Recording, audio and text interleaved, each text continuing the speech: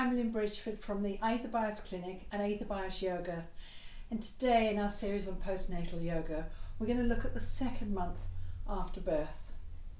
So get comfortable. You may need a chair or the edge of a bed to sit on, and you may need your baby to lift just to practice with, or you can practice with a doll. Join me in a moment. Thank you.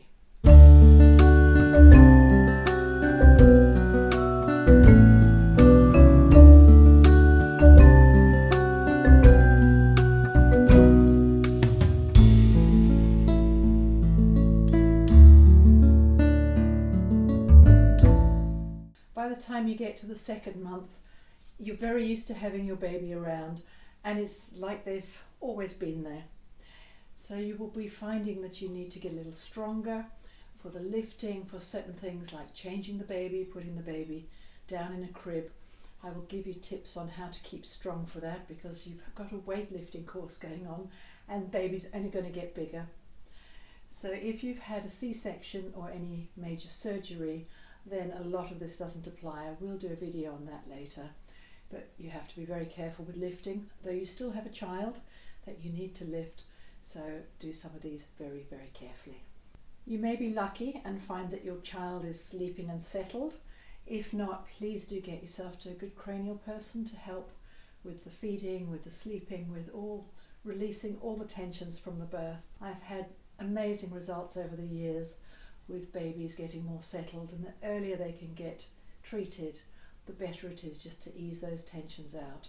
And they don't know how to tell us other than they cry.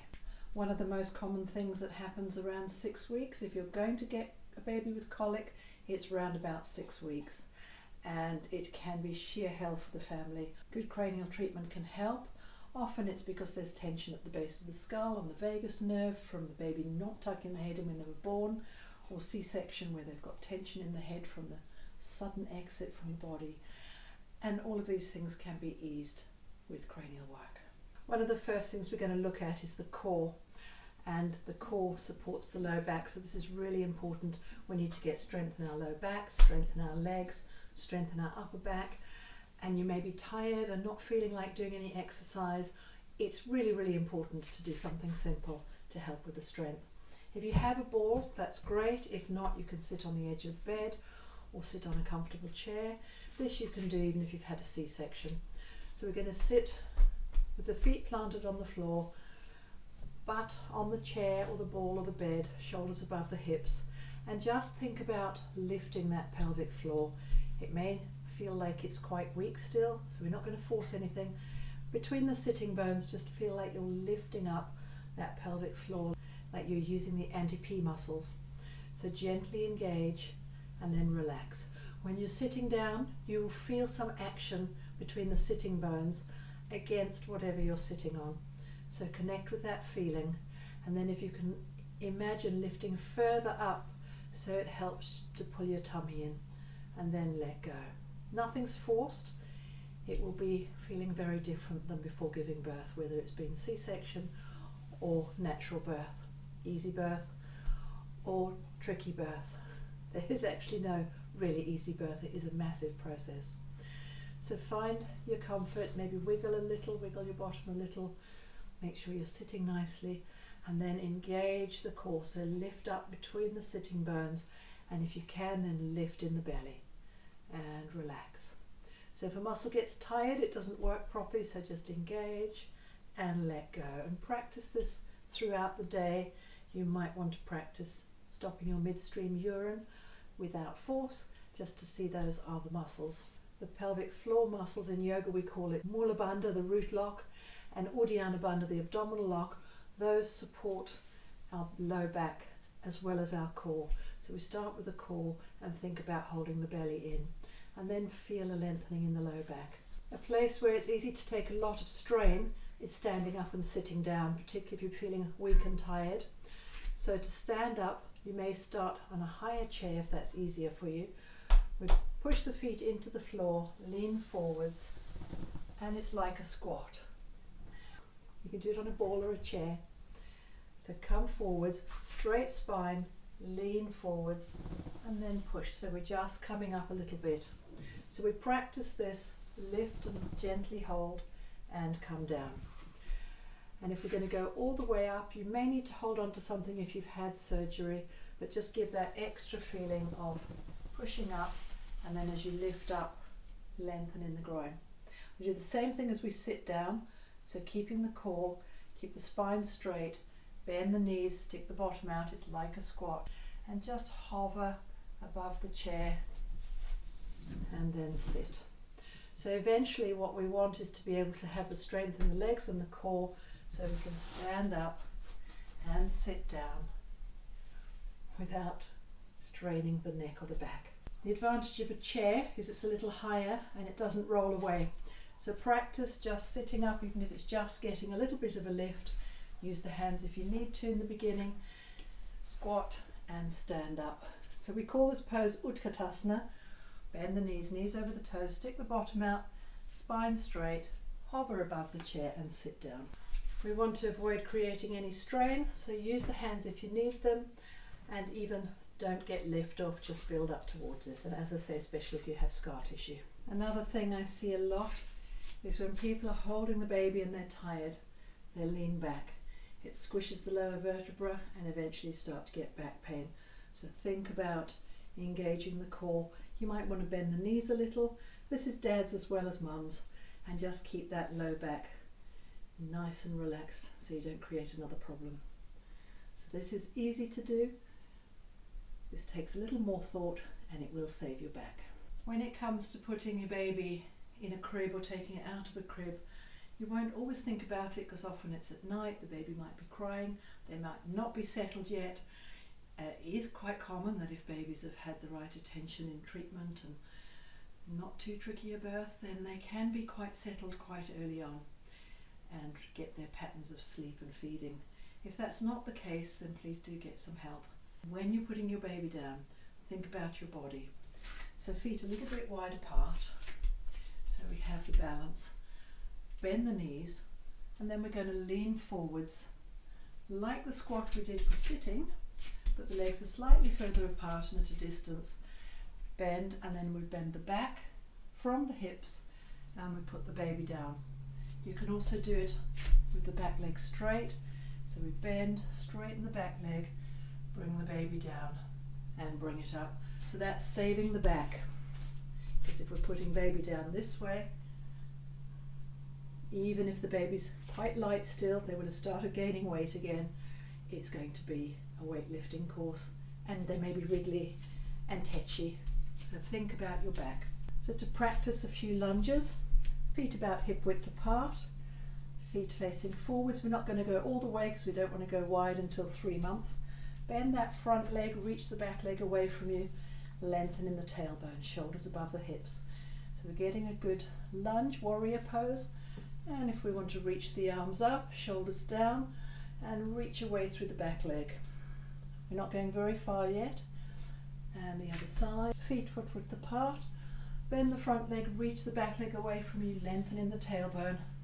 If it's comfortable, bring the arms up, shoulders down. And release. A gentle squat to help build strength in the legs and the back. Feet a little bit apart, more than where we were sitting in the chair. Same movement, stick the bottom out behind you. And if it's comfortable, bring the arms on the knees. So we're lengthening in the low back and just keeping the spine straight and the neck in neutral. To come up, press the heels into the mat, tuck the tailbone under and come up.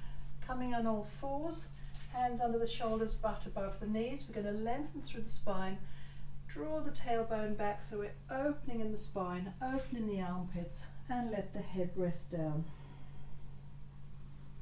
Breathe into the spine. If you want to do it with a ball, if you have a ball, roll the ball forwards, opening the armpits, lengthen in the back. Keep the neck relaxed. Nice stretch through the armpits and the upper back. And come back up. Lifting into downward facing dog to stretch the back, tuck the toes under. Keep the knees bent to start with, opening the armpits, lengthen through the spine, draw the shoulder blades down. Nice straight spine. Only straighten the legs if you can keep the back where it is, and bring the heels down. If you haven't done downward facing dog before, Please keep the knees bent. We just want a lengthening in the spine to help that ease out, and make sure if you've had surgery it's not uncomfortable, and you need to wait after C-section at least 6 weeks. It's more important to get a nice straight spine, lifting the butt to the sky, than it is to straighten the legs. Come down on the knees and then recover in pose of a child. Another strengthener for the back, as long as you're strong enough to do it, is a back bend. So pressing the hands into the mat, lengthen through the spine, bring the back down, shoulders down, bring the feet up close towards you. You've got the knees above the ankles. We're going to press the heels into the mat and lift the navel to the sky, so make sure you're comfortable and safe to do this. Breathe to the top of the chest, neck is relaxed, and lengthen through the spine as you come down. Hug one leg up to the chest and the other one. Gently rock side to side, and as you rock, take the opposite bottom away from you, so you're lengthening. Bring the feet down again, and gently only go as far as is comfortable. Keep it training, not straining. Press the heels into the mat, lift up, breathe to the top of the chest, lengthen through the spine. We almost get that feeling of tucking the tailbone under as we come down. Hug one leg up and the other, and gently rock. Ease through the spine, bring the feet down. We're going to take the figure of 4, crossing one leg over. Allow the leg to relax down. We're going to stretch in the piriformis. So this may be far enough. If you can go further, bring the leg up, make sure that you've got some core strength to be able to do that safely. Feed your hands through and gently draw the leg down towards you. Use the elbow against the leg as you draw it down. And we want a lengthening in the spine, and we're stretching that muscle across the piriformis from the butt to the hip. And bring it down. And the other side. Use the core to bring the leg up. Feed the hands through. Use the elbow on the opposite leg. Listen to your body and only go where it wants to go. Stretching through that butt muscle. If you've been sitting a lot, you've probably got tight hamstrings. So we're going to do a stretch on the hamstrings. So send that leg up to the sky.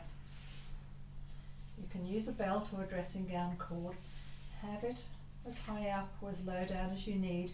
Make sure your core's strong, the other leg heel pressing into the mat. And then gently draw the toes down towards you. So you want the knees and the toes facing in the same direction.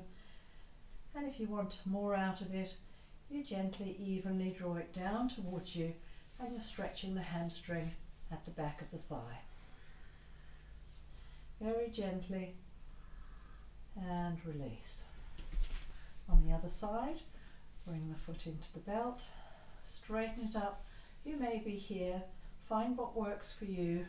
Make sure you have your strength in your core as much as you can to support the back, and adapt where you are accordingly. And you can draw it down towards you, find what works for you, and release. To come up, shift your bottom to the side, turn the knees, use your hand to help you come up and come to sitting. Reaching both arms up, roll the shoulders back and down. Give a little bit of freedom to the neck and the shoulders.